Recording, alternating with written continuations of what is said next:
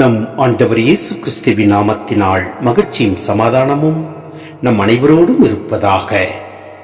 யோவான் 15:9-18 முடிய. என் தந்தை என் மீது அன்பு கொண்டுள்ளது போல நானும் உங்கள் மீது அன்பு கொண்டுள்ளேன். என் அன்பில் நிலைத்திருங்கள். நான் என் தந்தையின் கட்டளைகளை கடைபிடித்து அவரது அன்பில் நிலைத்திருப்பது போல நீங்களும் என் கட்டளைகளை கடைபிடித்தால் என் அன்பில் நிலைத்திருப்பீர்கள். என் மகிழ்ச்சி உங்களுள் இருக்கவும் உங்கள் மகிழ்ச்சி நிறைவு பெறவுமே இவற்றை உங்களிடம் சொன்னேன்.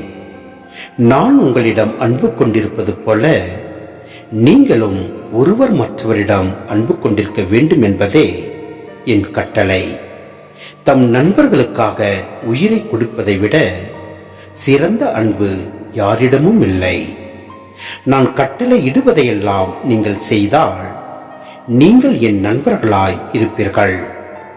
இனி நான் உங்களை பணியாளர் என்று சொல்ல மாட்டேன். ஏனெனில் தம் தலைவர் செய்வது இன்னது என்று பணியாளருக்கு தெரியாது.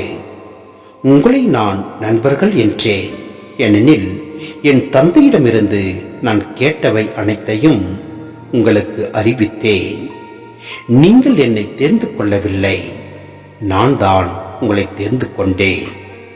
நீங்கள் கனி தரவும் நீங்கள் தரும் கனி நிலைத்திருக்கவும் உங்களை ஏற்படுத்தினேன்.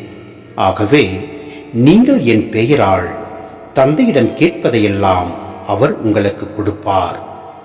நீங்கள் ஒருவர் மற்றவரிடம் அன்பு கொள்ள வேண்டும் என்பதே என் கட்டளை.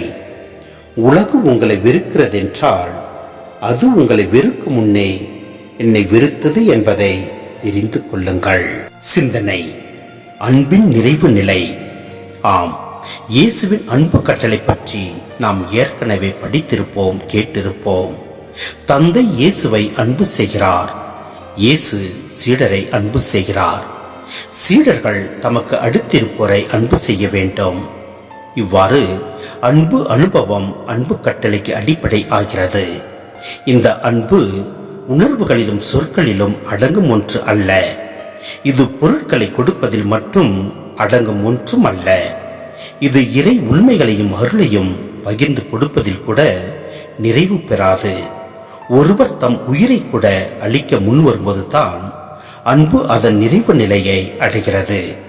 இதுவே முழுமையான கிறிஸ்துவ அன்பு.